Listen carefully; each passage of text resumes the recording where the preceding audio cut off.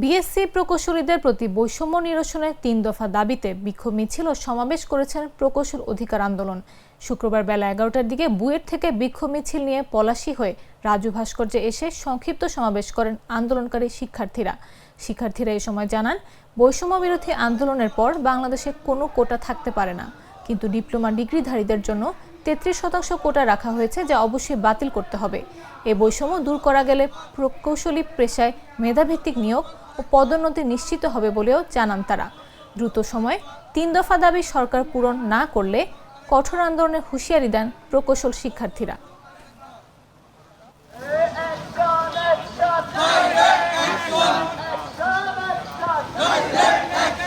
বৈষম্য নিরসনে আমাদের ৩ দফা: ইঞ্জিনিয়ারিং নবম গ্রেড সহকারী প্রকৌশল বা সমমান পদে প্রবেশের জন্য নিয়োগ পরীক্ষা দিয়ে উত্তীর্ণ হতে হবে এবং ন্যূনতম বিএসসি ডিগ্রিধারী হতে হবে। কোটার মাধ্যমে কোনো পদোন্নতি নয়, এমনকি অন্য নামে সমমান পদ তৈরি করে পদোন্নতি দেওয়া যাবে না। 2, টেকনিক্যাল 10ম গ্রেড বা উপসহকারী প্রকৌশল বা সমমান পদের নিয়োগ পরীক্ষা ডিপ্লোমা ও বিএসসি ডিগ্রিধারী উভয়ের জন্য উন্মুক্ত করতে হবে। 3, ইঞ্জিনিয়ারিং বিএসসি ডিগ্রি ব্যতীত প্রকৌশলী পদবি ব্যবহারকারীদের বিষয়ে যথাযথ আইনি পদক্ষেপ গ্রহণ করতে হবে।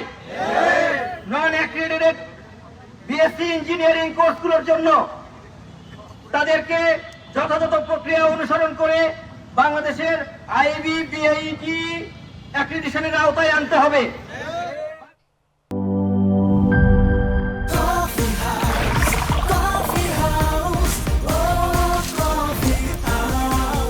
কফি হাউস, প্রতি চুমুকে আড্ডা জমে।